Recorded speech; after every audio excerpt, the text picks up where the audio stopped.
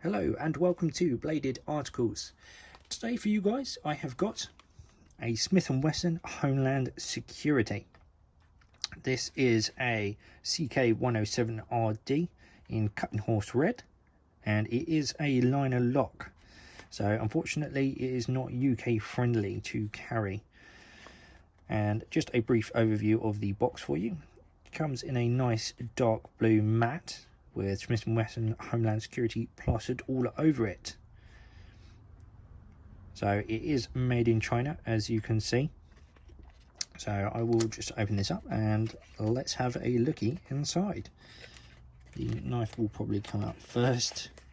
Oh no, oh, we get to hide it. We get to hide it. So what you get in the box is, this has sort of come out. Let's just take it out. That little bit of history right now. These are now discontinued, and I think they were around about sort of 2005-ish. They were manufactured. They came out, so quite a while ago. Actually, I think it might have been 2007, 2008, possibly. So they're 12-ish years old.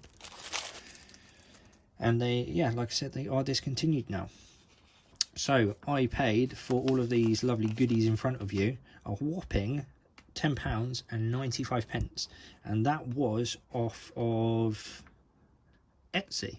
Actually, there was a UK seller selling these in Etsy. He no longer has them, but you can pick them up. You just can't. They will be on the second-hand market, but yeah, they vary dramatically in price. I've seen them for like 60 quid. I've seen them for like, £5 used. I've seen them for obviously £10 brand new, £20, £30. It all depends on where you go to get it. But mine cost me £10.95 brand new from some guy or woman company on Etsy. So without further ado, you get the pocket catalogue, the mini pocket catalogue. And I would just give you a brief view of that. And there's a little bit about Taylor Cutlery, I think that is. And then a little bit on this side about, yeah, there you go, Taylor Cutlery licensing and limited lifetime warranty that you get with it. And this folds out to be a catalogue. As you can see, all the lovely gear you could get back when these were a thing. People were buying these all the way back then, and now I'm buying them still, but way after. Anyway, we'll get that out of the way. So also what you get in here is the tool, sorry, for that, and as you can see, fits in there nice and snug on both ends. So this is the only tool you will need to take this knife apart, including, I think, oh no, if you wanted to change the thumb stud or take that off, you're going to need an Allen key for that, of which they don't supply. But to take it all apart, you just need this tool here. And I do believe these are T6s. I will show you that later on in the video. And also you get this clip here. And this clip, they've very lovely designed it so that you can pop this end rivet liner holder together, majiggy moju, out with the one screw, and then slide that in, and then it will look like so. And they've it's not touching the blade because they've left enough of a gap on there for it. Anyway, let us move these out of the way and you can finally see the blade. So here we have it. This is the Smith & Wesson CK107RD, and as you can see, I've already got it grubby because I have been using this for well over a week. I'd say probably 2 weeks, probably a little bit more. Haven't sharpened it actually. It does need to sharpen, it really does right now, and yeah, we'll get into that. So the scales are coming in at cut and horse red, although they look rather pink to me, and I will show you that later on with a knife comparison. and these are aluminium, and they have got texture on them, so you do get a fair grip when it is in your hand, like so. However, when they get wet, they are a little bit slidey, but you've got a fair grip on it, and sort of you could use that as a mini choil under there when you're holding it. But I've just held it like this or like this. It's done me well. So with the carry, where are we? Here we are. So you are looking at tip down and right hand only. So cannot be changed, unfortunately. Sorry about that for the lefties out there. And the steel is coming in at, when I can get to it, it's very, very small, so you might need your glasses if you can't see. There. So right above where it says CK107RD, on in the logo it says China 440. Sort of like a hidden sort of add-on, I guess you could call that. Hidden add-on for the blade. But I think that's quite cool. And it is a liner lock. And also the centering, let's have a look. Absolutely smack on in the center still. That's great. So as I said, it is a liner lock, as you can see. And the more you flick it, the more that liner lock just shifts over, I found on this knife. So the sturdier it becomes, I guess. And also it has got a nice, if you can see that, there's a little ball bearing in there as well. So once that closes, like so, sits nice and snug in there, and it's not coming out for love nor money unless something pulls it out. And it allows you to get a nice little flick on there as well. Nice little bit of pressure and it pops out, which is bloody marvellous. Voila. So the length, I will just grab a tape measure. The length is coming in at 5 centimeters on the cutting edge, and I will go for 14.5 centimeters overall opened up, and the closed, we'll pop it that way, get the grubby scale out of the way.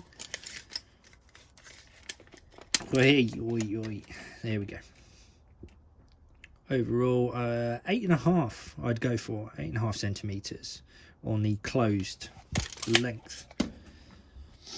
So the screw size, as I said, this one fits, as you saw, and I said it was a T6. I will just show you.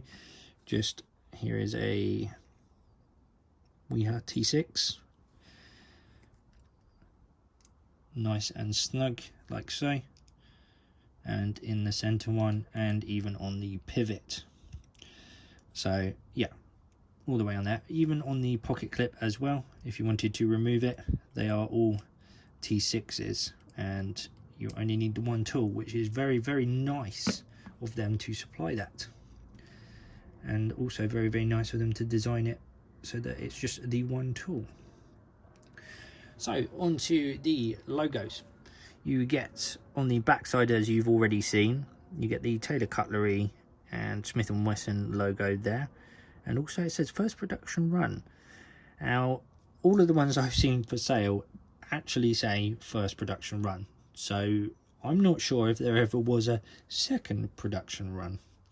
If you do know and want to share it, please leave it in the comments below, because I would love to know that, and I'm sure a couple of other people would as well. And on the front side, the show side, you have got Smith & Wesson Homeland Security with their logo there as well. It's quite nice to have that on the blade. I like things on the blade, personally speaking. It just gives it, you know, some character, something out there, rather than just, you know, satin finish or stonewash finish. You know, gives it a little bit to it. So we will do a hair pop now, just to show you that it cannot do any hair popping, because yeah, it's blunt as hell now. because like I said, this one I've been actually using on the side as well for 2 weeks, 2 weeks-ish before that, before this week, and then this week has 100% just been this one here, just to give a full, you know, full view on it. But as you can see, it's not popping anything. And should we do the Norta test? That's what I'm going to call it from now on, the Norta test. Here we go. This is light pressure, getting harder. Okay, that's really on there. Nope, nope, nope. So as you can see, yeah, as a new it hasn't sliced the skin, so this thing is blunt as hell right about now. And it does need to sharpen, but that is a given, because it's, you know, it's been used for like 3 weeks, so I'm quite happy that this will sharpen up pretty well. And it didn't, I haven't sharpened it since, like the Norta, so I'm not quite sure what happened with the Norta, but yeah, this outdone it anyway. So it's a £10 knife over the price of the Norta, and the year this was made compared to the, you know, the Norta. But I'm not dissing it, I'm not dissing it. Anyway, on to something else before I get sidetracked even more. We've got a size comparison, and we've got the G-Slip Honeyhane version, and a Boca Plus Rocket Honeyhane's version as well. I did have some other bits and bobs in here. Let's move the G-Slip out of the way, and you've got a proper as well. I did have somewhere, I'm sure of it. Yeah, you're hiding. Let's move the proper, get some smaller blades in there. You're looking at the Zvord Mini Pros, and that's probably the closest thing I've got to this one. And yeah, it's apart from a Schrade, maybe that might be closer. Anyway, I'm waffling. So overall, I'm really digging this. For £10, it's, you know, I think it's well worth it for something you're going to keep in a drawer for a beta. Maybe the steel won't last long, but that can be forgiven for the age of it. If they made this now, I'm sure they would make it with a higher and a better steel. And yeah, I'm digging it. The only thing I've got an issue with, me being pedantic, is on the edges here where the screws sit in. Is it's a little bit sharp, and you can't feel it when it's in your hand or anything, but it's just when you're, you know, playing about with it, you can just feel it. But anyway, there you have it. That is the Smith & Wesson Homeland Security CK107RD. Thank you very much for watching, and I'll catch you on the next one.